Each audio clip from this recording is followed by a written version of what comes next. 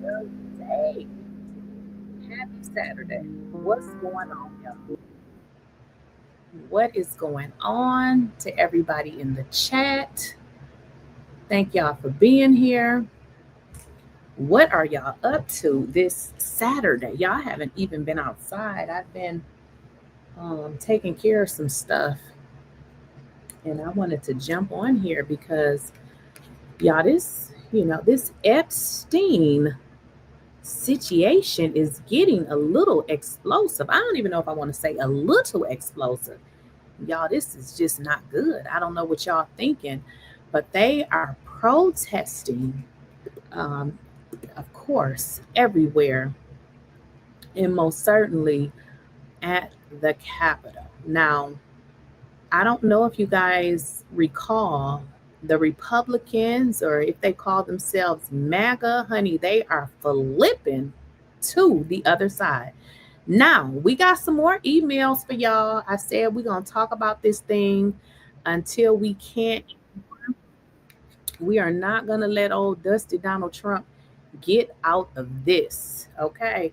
Now, we got another email, y'all, that we want to get into. Now, estate, Jeffrey Epstein's estate, I want to be clear where these emails are coming from. Release some more emails, and this one gonna have y'all in stitches laughing so damn hard when y'all hear what Jeffrey Epstein said about Trump's personality, and what he said about what kind of person that Donald Trump is, y'all.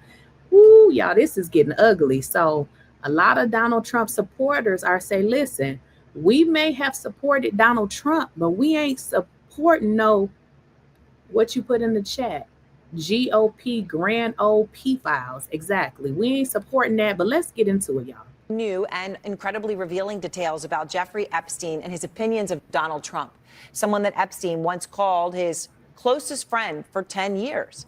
The emails and text messages show that Epstein continued to be focused on Trump when he became president, questioning his sanity, psychoanalyzing him as someone who feels alone and might, quote, crack, even suggesting without explanation in one email, quote, I am the one able to take him down.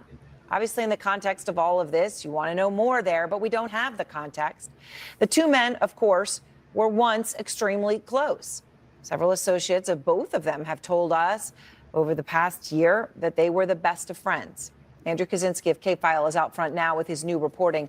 And Andrew, you actually went through, and it's a lot. You can get document dump like this. Yeah. You can word search, which actually was not easy in these documents because they were scanned.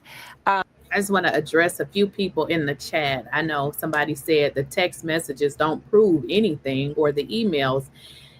Right now, they prove that Donald Trump was best friends with a pedophile. I mean, if that's not enough, are you friends with people that mess around with kids? So it definitely proves that.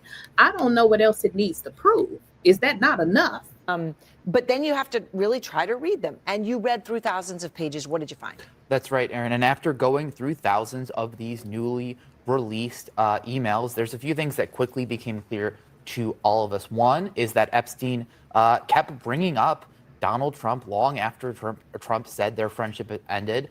His private comments about Trump were, for the most part, remarkably negative and harsh. And he sort of often cast himself as someone who understood the former president's mindset. Now, in messages in 2017 and 2018, he described him as, quote, effing crazy.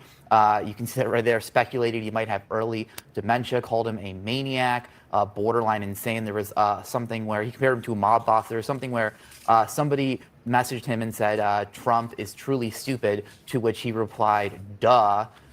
So, one of the emails that we found that was very interesting was this one to Treasury Secretary Larry Summers, in which Epstein harshly described Trump, writing, quote, I have met some very bad people, none as bad as Trump, not one decent cell in his body. So yes, dangerous. Another we found seemingly. Wait, we got to leave. I have met some very bad people.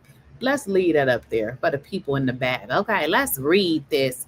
Now, this is Jeffrey Epstein having a conversation with somebody else about none other than Trump.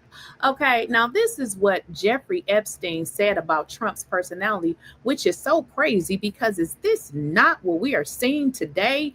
He said, Jeffrey Epstein said this about his friend, honey, because y'all know they were friends, okay? He said, I have met some very bad people.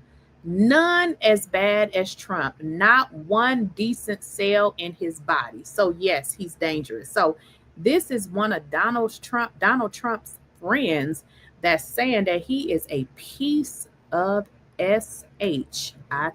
People, none as bad as Trump, not one decent cell in his body. So yes, dangerous.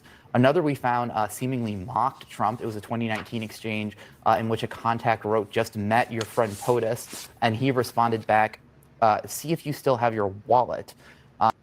Now, look at that. So Epstein really don't have anything nice to say about Trump when somebody replied, which they didn't tell us who the person was. I guess we don't need to know who that person is. They simply said, just met your friend, POTUS, President of the United States. And Epstein's reply was, see if you still have your wallet. So he's pretty much saying that Trump is a scam artist, which we already knew, right? And this one where he discusses his view of how Trump was handling the Russia investigation, Epstein wrote, your world does not understand how dumb he really is. He will blame everyone around him for the bad results. Now this one, y'all, we gonna leave this one up here because y'all, is this not what we're seeing? He says, your world does not understand how dumb he really is. He will blame everyone around him for bad results. Mic drop. I mean, is that not what this man is currently doing? He done blamed Obama. He done blamed the Democrats. He done blamed Joe Biden. He blames everyone but himself. Everybody but himself. So this guy, Jeffrey Epstein, he definitely knew Trump and exactly who he was. He said he blames everybody but himself. Wrote, your world does not understand how dumb he really is. He will blame everyone around him for the bad results. I mean, it's really incredible when you go through this, right? And you realize how, these files, how, as Garcia was just talking about, right? Just the frequency with which Trump's name was mentioned, he was the subject. Trump obviously has never been accused by law enforcement of any wrongdoing, and it's important to always note that when we're talking about this. But the emails do suggest that Trump was a recurring fixation for Epstein, right? He keeps talking about him. He keeps analyzing him. What kind of insight did Epstein claim to have into Trump, Andrew? And I say that in the context of the fact that we know for many years the two men were very close. Very close, very close. Trump had said in that New York Magazine article where he called him a, quote, terrific guy that they had been, he had known him for 15 years at that point, and that was in the year 2000, so going all the way back to the 1980s. And Aaron, what you see in these messages is that Trump did talk about Epstein as if he was someone he had special insight to, if he understood how Trump thought in a way other people didn't. He described Trump as impulsive, isolated, in his own words, quote, nuts and dangerous. Take a look at this 2018 email where they're discussing this Daily Beast story that suggested that Trump was having a mental breakdown. He wrote, wait a minute, y'all. Trump was having a mental breakdown then. He has a mental breakdown every day on Twitter or Truth with all of these crazy rants. Jeffrey Epstein said he feels alone and is nuts. So he's basically saying that this man feels as if he's by himself and he's a nutcase. He said, I told everyone from day one. So Epstein knows exactly who Trump is. He said he's evil beyond belief, mad, and most thought I was speaking metaphorically. So he said, listen, I've been telling y'all this from the jump. It's obvious he could crack Stormy Daniels' lies after lies after lies. No, is that not what we are witnessing right now with this man? Like Jeffrey Epstein definitely was telling the truth about this Donald Trump.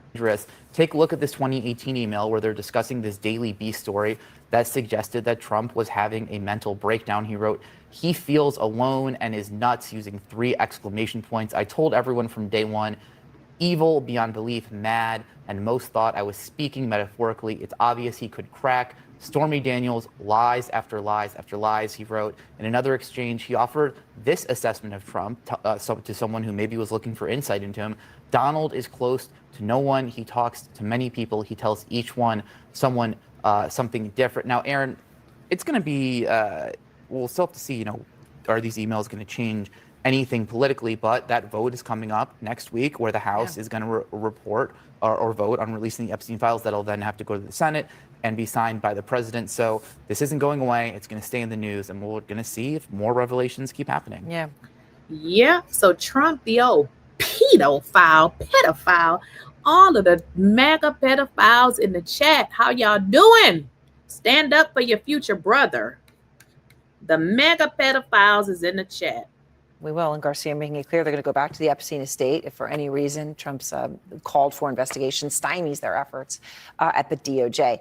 K-File, Andrew Kaczynski, thank you so much. LinkedIn co-founder Reid Hoffman just responding to President Trump's demand that he be investigated for. The crazy part about this whole thing is you got to be a special type of stupid to stand up for a pedophile. Like, if you support those type of people, you must have that in your background.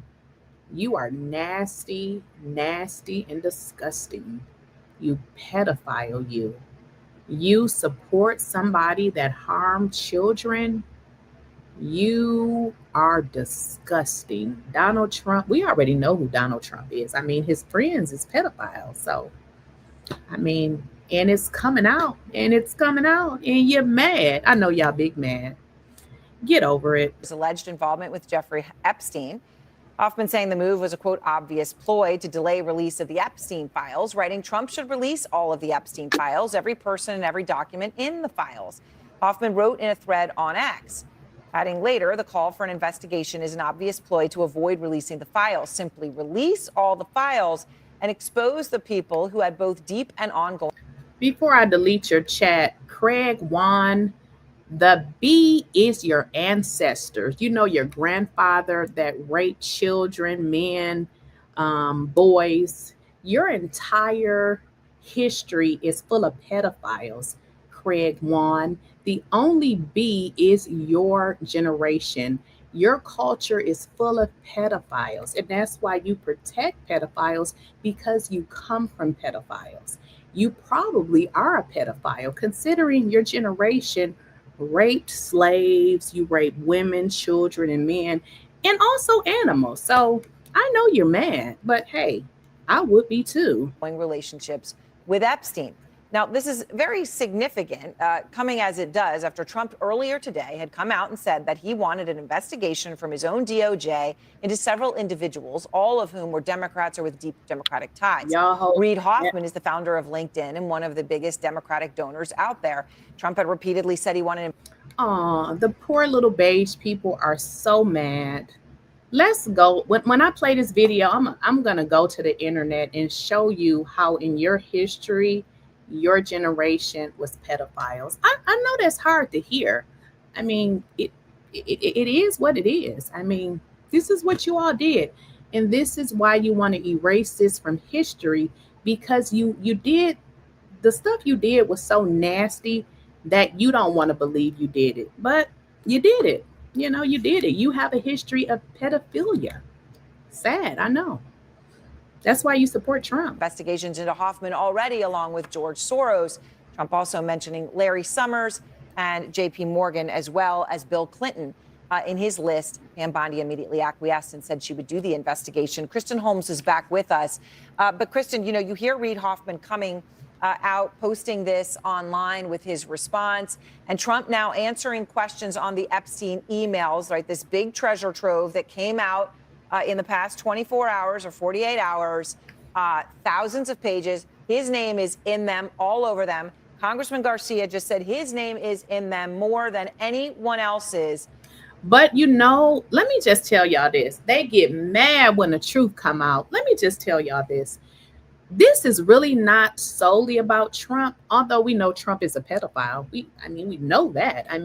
Trump was accused and found guilty of R-ing a 13-year-old girl that said that Trump did it to her, and so did Epstein. So we know he a pedophile just because of that case. Now, here's the deal. The reason why they don't want to release that list is because y'all know who's on the list. It's not only Trump. I mean, we're seeing Trump in the emails, but a whole bunch of old white men. And you know how you try to protect those old white men, them nasty old white men. So that is why this list is so private, because they don't want to tell the world that they're pedophiles in their old rich white men. I know y'all mad, but it's the truth. I mean, it's the truth. Did you guys hear about the Abercrombie and Fitch CEO? You probably didn't hear anything, but if you go to Google and type it in, this man is free on bond. You have not heard anything about the case, and he has a history of messing with girls and boys. So let me tell you what they said he was doing. He was making them think that he was coming in for like a modeling thing, and he was sex trafficking them. Now, this is another old rich white man. So the reason why this list is not coming out, because they don't want you all to know. Now, if it was black men on there, y'all know that list would have been out, but they try to protect the pedos because they're old, raggedy white men. I know y'all mad. That Trump mentioned. So what is Trump saying now?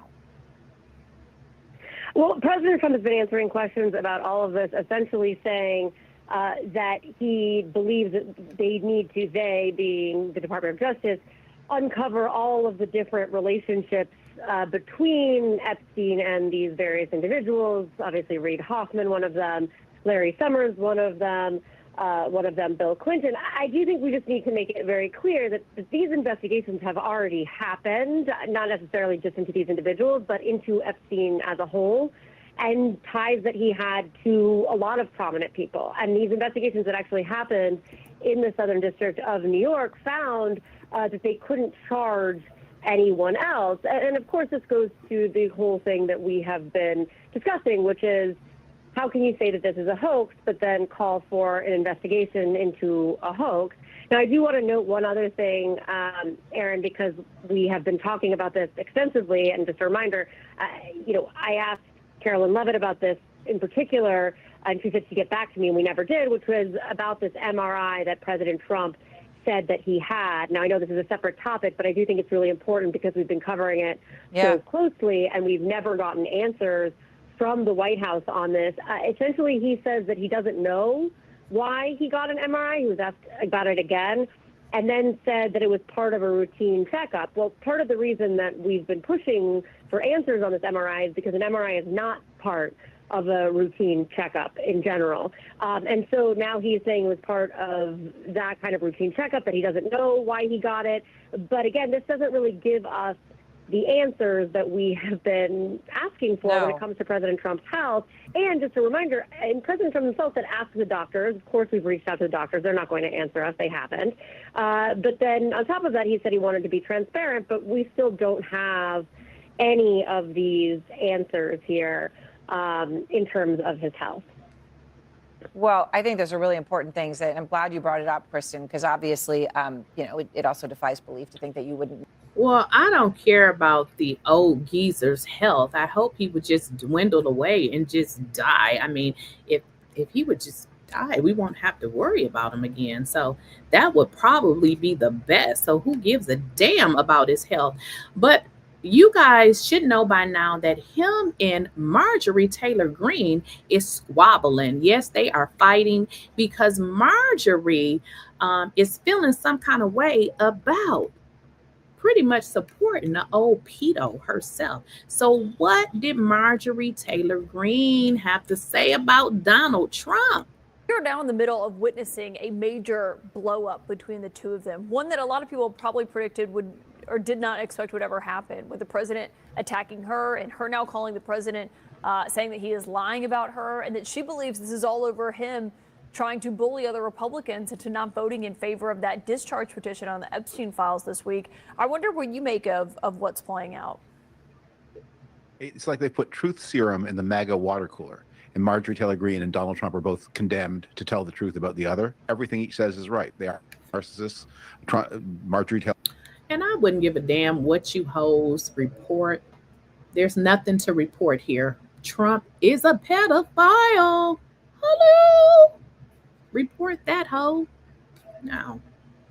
Taylor Greene is right that Donald Trump has no domestic agenda except to harm ordinary people, and Donald Trump is right that Marjorie Taylor Greene is crazy. So it's useful information all around. But what I worry most about this and the Epstein files and all the things that Trump has tried to keep control of, escaping his control, is he has one big distraction in his hand, and I fear he may be about to deploy it. Look at all the pedophiles in the chat. Pedophiles, this is not the video for you. We do not support pedophilia over here. This is not the channel for it. We don't support it. We don't condone it. So you have to go to another channel. Whenever a child says that they have been harmed by somebody, they are telling the truth. So a 13-year-old, well, she's a grown-up now. She sued Donald Trump, and she said that he a'd her when she was 13 years old. That makes him a pedophile. So if you're mad, I don't give a damn. Okay, pedophiles, get out this chat. You're in the wrong chat. We're seeing in the Caribbean right now the largest buildup of U.S. naval forces in the region since the Cuban Missile Crisis. There's no plan. There's no authorization by Congress. There are no regional partners. It is not a war that should be fought in this way at this time. But one thing it would do is change the subject. So you're worried that he could take. Right. They say I'm going to report you. There's nothing to report. Dummy. Pedophile, pedophile, pedophile. You are protecting a pedophile. And you should probably leave here. I mean, and stop saying you're racist. I mean, I wouldn't give a damn if you said I was racist or not. I don't care. I mean, I am black. So you have to know that I support black people. Dummies. You are dumb. Take action on a foreign policy move to distract from what's happening in Washington. Yeah, I think that explains a lot of his foreign policy operations, but the forces are there. They've been pulled away from other theaters where they might be needed. They're building up to something. Again, they have no authorization, they have no allies, they have no goals. But boy, would it change the subject, and boy, does Donald Trump right now need a subject change. Yeah, and we've seen what's been playing out. Obviously, the president was saying tonight he didn't know if he'd take that step. He wasn't sure. We know he's been briefed on options there. But on this, in and of itself, do you think that that is the reason he's criticizing Marjorie Taylor Greene, though, is because he doesn't want other Republicans coming out in what, we've told could be a huge snowball effect next week when Speaker Mike Johnson actually puts this on the floor, that a lot of Republicans could end up bucking the White House and voting for this? I think he genuinely can't help himself. I don't know that Donald Trump has fully formed strategic plans. He has a lot of impulses. He's also testing the old magic. After one of the things that has happened after the elections in New Jersey and Virginia and elsewhere, and Georgia maybe most significantly, because there was an all-state race that Republican candidates lost, is a lot of Republicans have to be thinking, what about my future? I used to think the greatest hazard to my future might be that Donald Trump would criticize me, but maybe actually now he can't help me and might even hurt me. And that's a little bit of discipline lost. And Marjorie Taylor Greene may be the test case where a lot of less inflammatory Republicans are saying, if she gets away with this, we can all get away with it. Yeah, and she's obviously someone who has been a huge advocate of his and very loyal to the president, especially after January 6th when everything happened. And obviously, no one can forget. Wait a minute. I got to just say this comment. I got to put it on here. You say, why is all the white people crying? Because they can't handle the truth. Us beautiful black people, we are put together wonderfully. We can take all sort of things. But when you're told that you come from a history of pedophiles, you can't take it because you just can't handle the truth. I mean, the reason why a lot of those people, they can, when they hear about pedophiles, they think that it's okay because that comes from their generation. I mean, when it's in your blood, you don't see anything wrong with it. So when somebody tell you it's something wrong with it, you get mad, honey. That's what that is. she's not a good actor. I mean, she's not a hero of the Republic, but she is somebody who may be just crazy enough to actually believe the things that Donald Trump says without believing them. So a lot has happened tonight. Buckle up. Marjorie Taylor Greene is learning what it feels like to be on Trump's bad side. She has been one of the most vocal Republicans calling for the full release of the Justice Department's investigative files on Jeffrey Epstein. And now President Trump tonight is unendorsing. He is withdrawing his endorsement of Marjorie Taylor Greene and writing on Truth Social that all I see wacky Marjorie do is complain, complain, complain.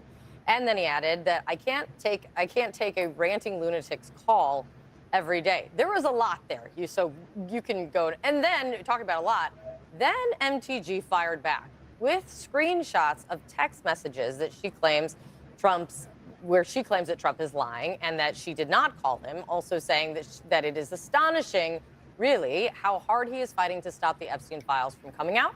Okay, I just want to answer something because y'all know I'm going to get these hoes together in this chat. That's like saying all black people are on EBT. Let me just explain to you something, sweetheart. We know that the majority of white people are on EBT.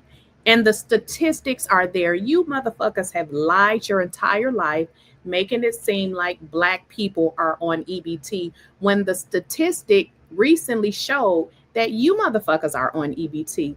I mean, you don't even have to have common sense to figure that out. We are the minority. How could we be the majority of people on EBT? You people are the majority of people utilizing public assistance, frauding, getting food stamps, y'all on every type of aid that exists. One thing about a black person, if we did get EBT and for some reason we didn't get EBT, you better believe we got another way to get food. So you can just get the hell up out of here with your bullshit saying it's like the majority of black people being on EBT, because I bet you were born on EBT, you passed it down to your children, and now your grandchildren are on EBT. Don't come in here with that EBT shit.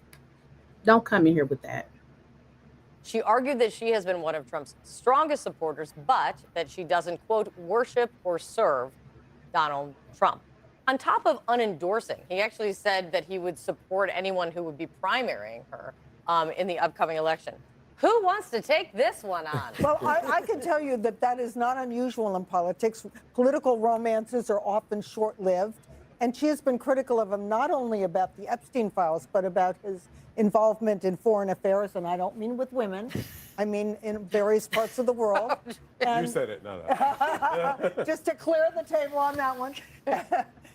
And so it's not surprising that they have had a breakup of sorts. After all, he didn't give her a ring. He just supported her for a little while. Listen, this fire is spreading. I mean, right? It started off talking about Epstein in the beginning. Then during the shutdown, she was one of the few Republicans that correctly identified Donald Trump's unwillingness to deal with the ACA subsidies and lower healthcare costs for Americans as being one of the reasons why the shutdown occurred. Yeah, she was very outspoken about that. Now she's talking about foreign policy. This is not going away. Whatever is going on between them seems to only be heating up, and I think... Let me make sure you people understand, because y'all got some confused. If you don't want to be here, go to some white person's channel. This is a black person's channel. I support black people. Don't come in my chat telling me nothing about black people are on public assistance when you motherfuckers was born on public assistance and you passed it down. I said that white people are pedophiles because I meant it. And if you would go to Google, you can Google how slaves was raped. Who do you think raped them, you idiot? Don't sit here and come on here and play games with me. I'm not gonna lie to you to make you feel a certain way. I don't give a damn if you are here or not. I'm going to tell you the truth. You're not going to come in my chat telling me bullshit. So if you think it's racist, I don't give a damn. The truth may seem racist, but you can Google this shit. This is what y'all did. So if you don't like it, go fix your background, I guess. It is what it is. I don't give a damn. It ain't my background. It's yours. The rest of us should get the popcorn. I think Here for it. And a war with words, sorry, Scott, a war with words with Donald Trump is such a risky business that I cannot believe she has the bravery to engage in it, because even if she was right, she's still going to lose. Is there an She example could of put anyone beating Donald Trump at this game? Never. This is his game, and he's great at it. And she's barking up a tree that she's going to fall on her really hard. You know, it's interesting. He has some people who profess to be strong supporters who do oppose him more often than the people that you might not think are his strongest supporters. She's one of them. Thomas Massie in Kentucky is another one. Rand Paul, my home state senator, he takes on Trump, although they profess to be Trump supporters. In this case, I think he had the order out of order. I trace all this back to his decision, the righteous decision to strike Iran. She was against it. So were some of the people who occupy that wing of the party. He defied them. And since that time, they all seem to be stridently picking at him on this issue or that. And then, of course, everybody knows in Washington, Miles, you know, the fastest way to get in front of a television camera if you're a Republican is to come out and crap on Donald Trump. And so that is what she is doing. But, you know, Scott, that is what she is doing because I trace it back further than that, Scott. Over these issues. They are, and I enjoy cussing them the F out. So, you know, if they want to come in here talking they shit, because it's something called white trash. And if you come in here with that, you can be white trash, okay? I don't care what you idiots say. I said what I said. If you don't like it, get the fuck out of here. And it's that on that. I said what I said. If you don't like it, get the fuck stepping. And that's what happened. Scott, I trace it further back. I trace it back to 10 years ago when you said Donald Trump was an authoritarian. And you know what, Scott, I've got to hand it to you. That was a remarkable forecast. Because 10 years later, I think you called it. Here's Donald Trump today, the man with the heart and soul of a fascist, showing us he now has the bona fides. By tonight, ordering investigations into American citizens. That's why members of his party, that's why members of his he's running the executive against him. Why are you so upset he's running the executive branch?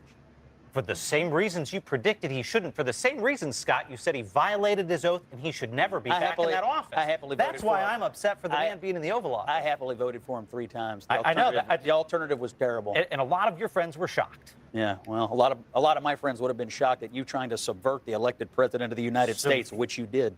Well, I proudly did. I proudly some said mid-level to the staffer country substituting his who judgment this for the man elected was. president of the United States. Well, Good Scott, luck, I would have brother. loved to have seen you stand up to it. Good luck. Back to FGG.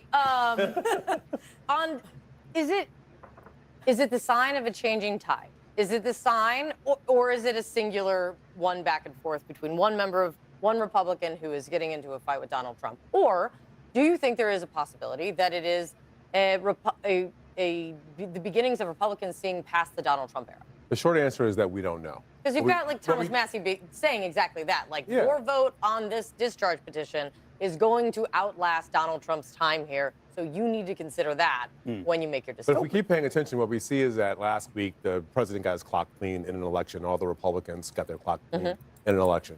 This week, we see what's happening with the Epstein files.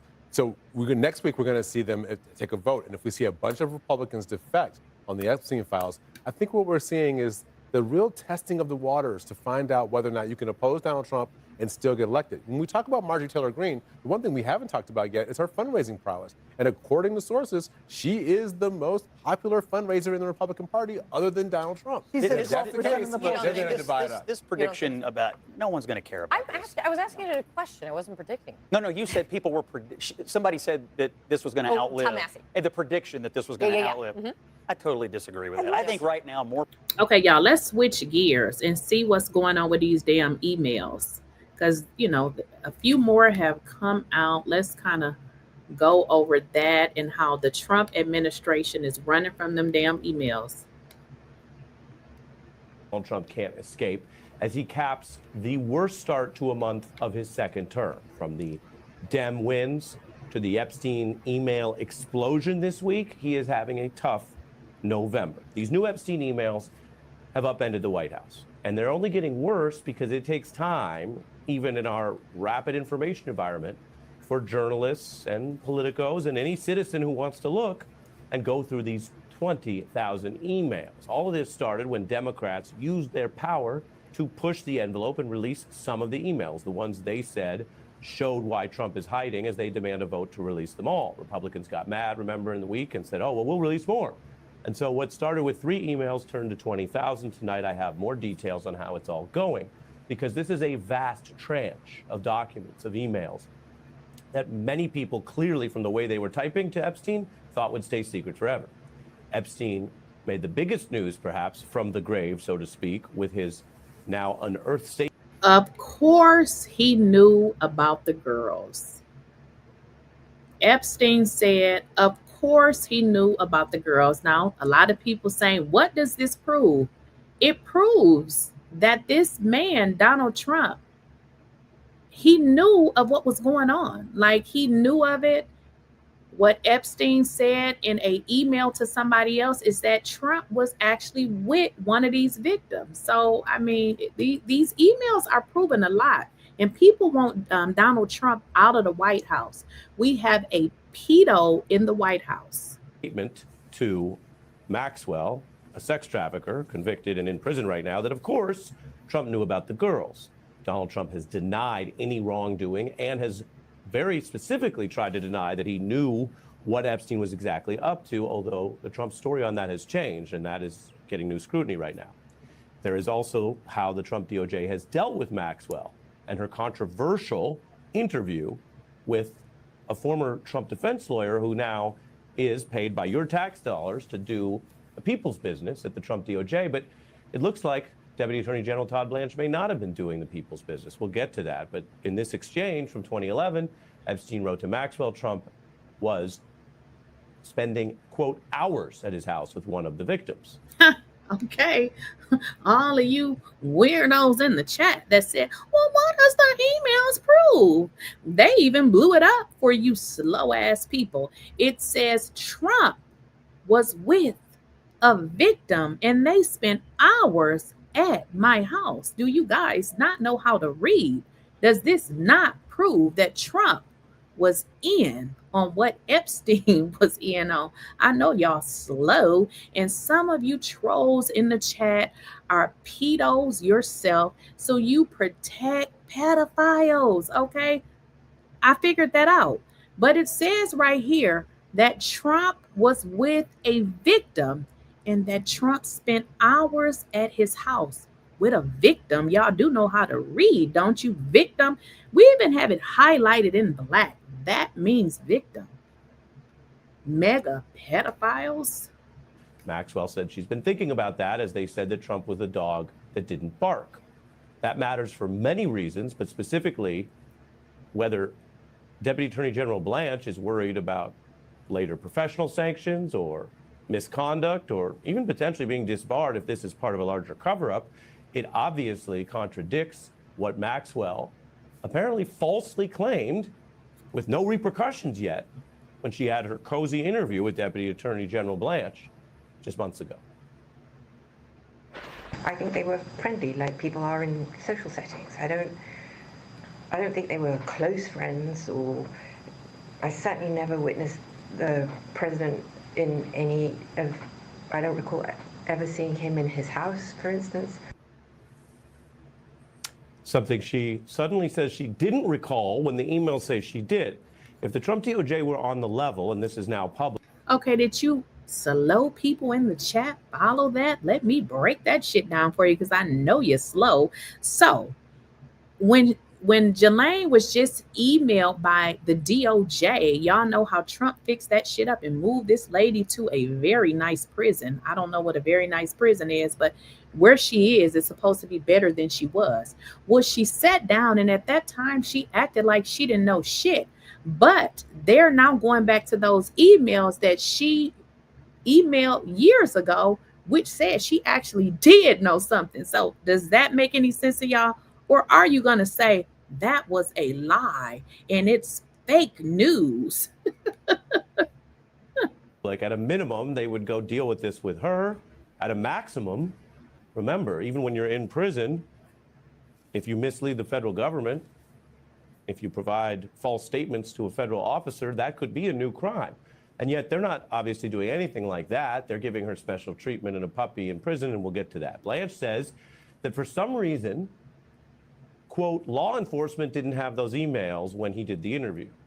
As I've reported to you, he said, when I interviewed Maxwell, quote, law enforcement didn't have the materials. Epstein's estate, quote, hid for years and only provided to Congress. That statement is highly suspicious, and it is now getting debunked by the Epstein estate, which says we hadn't received any requests from DOJ in recent years, emphasis on recent years, I'll come back to that, but they say, and these are the ones who have been lately more transparent, of course, working for the Epstein estate sounds controversial, but Epstein's dead. These are the people who manage the estate. These are lawyers who have their own obligations. They are the ones who provided these emails, so they might have more credibility than Mr. Blanche right now, and they say tonight it's inaccurate for Blanche and Trump DOJ to assert the estate has hidden anything. And let me tell you a bit more about that. You might say, okay, Ari, with everything going on, why are we diving into a debate between anonymous lawyers or random obscure lawyers at the Epstein estate and the Deputy Attorney General? Well, the Deputy Attorney General is responding because he's under pressure. The interview, many legal experts have said, looked suspicious at the time. Now it looks like outright cover-up, potential misconduct. And so he says law enforcement didn't have the materials. He tries to go after the Epstein estate. Maybe he didn't realize they would come back at him. They're saying his whole defense that they hid anything is wrong, is inaccurate. Another word for that would be a lie if they think he knows that it's inaccurate. But more to the point, they didn't use the underlying original nonpartisan career prosecutors who led the Maxwell case. That was suspicious. I pointed that out at the time. Those prosecutors probably know everything that they requested, including the first step you take in this kind of probe, which is to try to get emails and texts, and you go to the telecommunications providers. You don't even need to get them from Epstein. We would know more about that if the Trump DOJ was on the level. And then remember, on top of that, they then fired the person who actually won Maxwell's conviction, Maureen Comey. So there's a lot more smoke here and a lot more questions, and a real investigation can get to the bottom of it. Now, you might say, are we going to get to the bottom of anything? Seems like a lot of secrecy and a lot of corruption these days. Well, you're right if you think that. And there are a lot of places where Congress doesn't do anything, and a lot of places where Republicans won't stand up to Donald Trump. That is a well-known pattern. And yet here we are ending this bruising week for Trump with an unusual headline. Republicans revolting. Congress, which is controlled by Republicans, will actually hold this vote next week on releasing more of the Epstein files. Epstein accusers imploring lawmakers to vote yes. That's part of the public pressure. They write, there's no hiding behind party affiliation. When you vote, we will remember your decision at the ballot box. And there has certainly been a nonpartisan or transpartisan movement with growing heat to get to the bottom of this. Trump is trying to deflect. He made an announcement today that itself is illicit and suspicious. He now says he wants the DOJ to investigate whether there were other crimes or Epstein's relationship with Bill Clinton and other figures, and he names the bank, J.P. Morgan, tech entrepreneur Reid Hoffman, and others. Now just think about that. I know we live in cynical times, but if this government, from the president on down, thinks there was sex trafficking with any of those people, or J.P. Morgan, which of course was very controversial in how it handled Epstein's banking, just think about what Trump just admitted, that they haven't really pursued that. This is his DOJ. He was in charge in the first term. They could have looked at all of that. That's when the initial Epstein case came. He's been in charge now, as you know, for this year. And yet that announcement, if you take it at its word, admits they haven't done it and there may be crimes and now they want to do it. That implicates Donald Trump if you take him at his word. If you don't take him at his word and you think this is a giant distraction, an effort to use the real crimes and victims and sex trafficking that did occur in a politicized way to go after other people and distract from himself, well, that's even more disgusting and cynical. And if you know this program, I don't use those words often or lightly, but it is indeed disgusting. If you have an oath to uphold the Constitution and enforce the laws, and here you are abusing and misusing that responsibility to play political games, and your pawns or chess pieces in that are the women and girls who actually were the victims of these crimes, we do need to maintain our capacity both for outrage when it's warranted and a vigorous search for the truth, which is what the justice system is supposed to do. This is how it goes when Trump talks to reporters about this. Mr. President, can you respond to these Epstein emails that were released today? President Trump walked past reporters yesterday, as you see here, as they were asking him questions about the newly released Epstein emails. Mr. President, any comment on these Epstein emails, sir? No comment. Now, not a lot of response from a normally voluble figure there. The conservative Wall Street Journal, owned by Rupert Murdoch, says, as is so often the case, Trump has been his own worst enemy here. He looks like he has something to hide, even if he doesn't. Now, let me tell you a word about that even if. Even if he doesn't have something to hide is charitable. But he does have something to hide. He's in the Epstein files. He's in Epstein's secret emails to a convicted sex trafficker, Maxwell, to Steve Bannon. People are getting more details on those as everyone pours through what is 20,000 documents. Some of them are quite interesting. Some of them are random. Some of them, the House release involves public information like pages from a book. So you go through all this in the reporting process. But he clearly has something to hide because he's been fighting even this disclosure, which shows he's in the files. And he's fighting the next possible disclosure, which suggests he's in the files again. As for Maxwell, she has the audacity, or the sex trafficking chutzpah, to use this period to prepare to ask Trump to let her out of prison. Something that would seem unthinkable unless you think, again, he would rather take the hit for that to maintain her as some sort of non-credible source to defend him. Unlike other prisoners, Maxwell already reportedly gets unlimited supplies, special treatment, quote, customized meals personally delivered to her cell, a private exercise area, access to this much maligned service puppy. She says it's safer and more comfortable. I feel like I've dropped through Alice in Wonderland Looking Glass. I'm much happier and safe, is her statement on the matter. Trump said he would not rule out freeing her. Think about that. He's on the run. He's in the files. And now, having campaigned on both transparency of releasing the files and justice and saying this whole pedophilia ring was a bad thing, he is now still leaving the door open to freeing from prison the only individual ever incarcerated for Epstein's related crimes. Now, we've heard so many lectures about how nothing changes and Trump has loyalty and he likes to tell people he could shoot someone on Fifth Avenue and get away with it. Well, that may not be true either. There are some problems, legal and otherwise, that Trump's base has excused. But right now, I showed you the Wall Street Journal. I showed you the Republicans in the House who overrode Trump's strategy here of secrecy, and other members of the MAGA base are upset. Newsweek reports on the threat to the Trump presidency now looks unlike anything we've seen before, and over across the whole country, his approval is cratering, MAGA loyalists concerned. Well, that's good because, like I said, I don't know who could support somebody like this. This dude is guilty. He's guilty. He's guilty. He's guilty. And from what I see, this shit is, they are, stuff is coming out with regards to corruption in his cabinet because these folks is corrupt. Today, ProPublica published quite a scoop about Trump DHS Secretary Kristi Noem that in any other era, I should say, would be a career-ending scandal. But to understand the pattern of corruption of this woman, we just have to zoom out just a little bit, just for a moment. Because since Noem took over DHS at the beginning of the year, she's become known for appearing to be more obsessed with putting on various costumes than doing her actual job. I mean, she donned a bulletproof vest just to talk to her own agents. She wore a Customs and Border Patrol uniform on Fox News. And of course, she is constantly, and I mean constantly, throwing on a cowboy hat and riding horses, always with plenty of cameras around to capture the moment.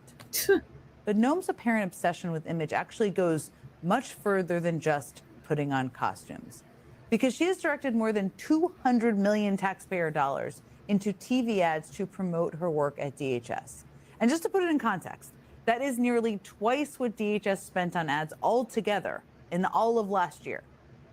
And the content of those ads have already been a scandal kind of in and of themselves. I'm Kristi Noem, the United States Secretary of Homeland Security. Thank you, President Donald J. Trump, for securing our border. And if you were wondering who exactly the target audience is for that, DHS spent $30,000 to run that ad, the one I just showed you, specifically in the ad market where Mar-a-Lago is. Now, as much as spending tens of thousands of dollars to make sure your ad plays on the TV near the president is a bizarre waste of taxpayer money, $30,000, it turns out, is a drop in the bucket compared to the more than $200 million DHS has spent this year making and airing ads. And the rest of that money is where the story gets truly bonkers. I mean, since March, we have known that DHS skipped the normal competitive bidding process when giving out the contracts to make and air these ads.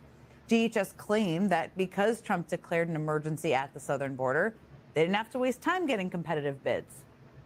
And that brings me to the first part of ProPublica's big scoop today. Because it turns out that the majority of that no-bid contract money, 143 million taxpayer dollars, went to this kind of mysterious LLC in Delaware. An LLC that was created just days before it got. Woo! Corruption at its finest. I know y'all picked up on that. Did y'all pick up on that? These people are stealing your damn tax dollars. Not only are they pedophiles, this woman spent $220 million for ads. Did y'all see where 100 and something million went? She just said to an LLC that was just created. Y'all, they stealing the money. I've been told y'all this. We're going to have to rewind this. They stealing the money. Turns out that the majority of that no-bid contract money, 143 million taxpayer dollars, went to this kind of mysterious LLC in Delaware. An LLC that was created just days before it got that no-bid contract, just days. So let me kind of break that down for y'all. I don't know if y'all familiar with bidding and getting work through the federal government. It is a very competitive process. I used to do it, but I stopped doing it because I was spending so much of my time. In order to get an award with the federal government, there are so many requirements. And I'm going to tell you this. If you are a new business, it's very hard to get contracts with the federal government, especially a $125 million contract. What this does is it screams corruption. $125 million went to an LLC that was created just days before they received the money. No, it don't work like that. This screams corruption. So not only is Donald Trump and his MAGA people a bunch of pedophiles, they're scammers. I mean, you're telling me that a new business got a contract for $125 million and it was just created days ago? Nah, it don't work like that. Million taxpayer dollars went to this kind of mysterious LLC in Delaware. An LLC that was created just days before it got that no-bid contract, just days. And the man who owns the home that LLC lists as its address did not respond to ProPublica's questions. Now, when asked why the agency chose that LLC, DHS said, quote, "The results speak for themselves," and then proceeded to claim that Trump has made the border the most secure it has been in American history. Not exactly answering the question. So DHS gave a $143 million no-bid contract to a brand new LLC that no one seems to know anything about. That is... That shit went to Donald Trump pockets. Are y'all catching this? Are y'all catching this tea? Obviously a scandal enough to begin with. Then there's this. This is an ad Kristi Noem shot on October 2nd, which, by the way, was the second day of the government shutdown. So while hundreds of thousands of federal workers went without pay, including the nearly 50,000 TSA workers that work under Noem, Noem donned a cowboy hat and had a production company film her riding horseback with buffalo. And whether or not you care about the very weird content of the ad, you should care about who made it.